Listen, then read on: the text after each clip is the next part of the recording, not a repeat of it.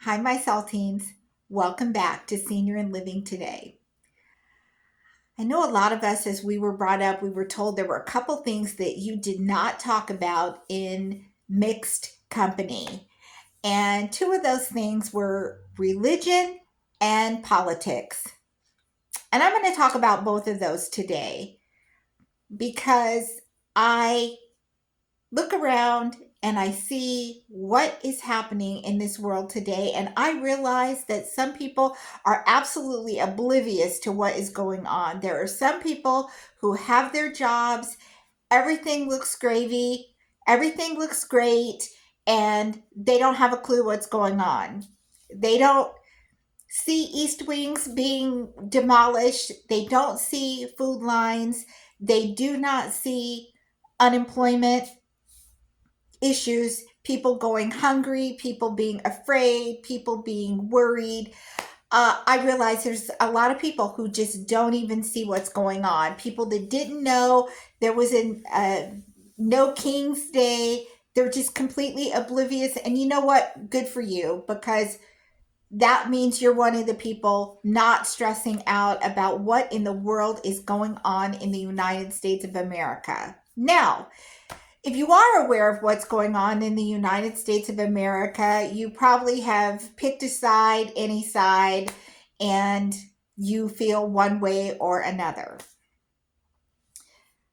We have on the back of our money, in God we trust, and some people do trust in God and some people don't trust in God, and you to me that does not matter, because I'm hearing people say that they're Christian or they're Catholic or they're whatever religion they are.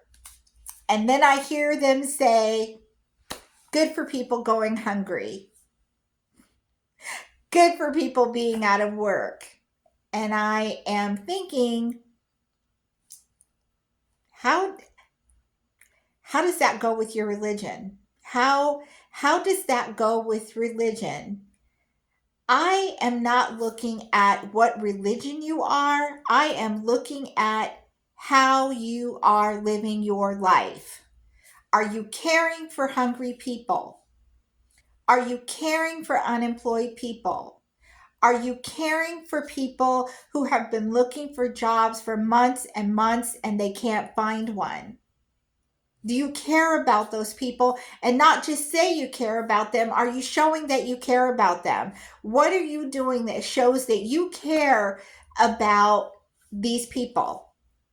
And is that what your religion says to do? That's what I look at. Actions speak way louder than words. There are plenty of deacons and pastors and priests who aren't doing what they're supposed to be doing. And so I don't think the religion should play a factor in what's going on in the United States today. If we are indeed the richest country, which, believe what you want to believe, I personally do not believe we are the richest country, but if we are the richest country and we do have $40 million to give to another country, why is it that we don't have $40 million to fund health care for Americans for the coming year? If we have that money, then the government would not be shut down and we would not have our government workers starving, their credit scores dropping, their bills not getting paid. What are you, how are you saying that we trust in God and we are religious and we have all this faith and we treat people this way? It is, it's a unbelievable place to be watching what is happening to just everyday people who have no vote. Yes, we go to the polls and yes, we vote. But I know plenty of people, if we could vote right now, we would make Everyone come back and get in office and open the government back up. If we had a choice, we would say, get to work. Why is everybody on vacation? But we don't get a vote. Because if my vote counted, I'd be right now telling everybody to get their butts back to work. I work every day. They need to go every day and not be taking off weeks at a time. It's unbelievable to me. And while we're at it, just on a side note, not that it matters, not that it has anything to do with the hungry people, not that it has anything to do with the government being shut down, but you're going to tear down the West Wing without approval, fine. But, I'm sorry, the East Wing. But the East Wing housed a theater and offices, military offices, and other offices. Where are all those people that use those offices? Where are they when you have exchanged it for a ballroom? When those offices might have been used every day, how often is the ballroom for $300 million going to be used? I just look at our deficit, our national deficit, and it makes me sick. Being over 60, having children in their 30s, I am looking at the mess they're inheriting. They are inheriting a mess. The national deficit is outrageous. And if the top 1% all kicked in,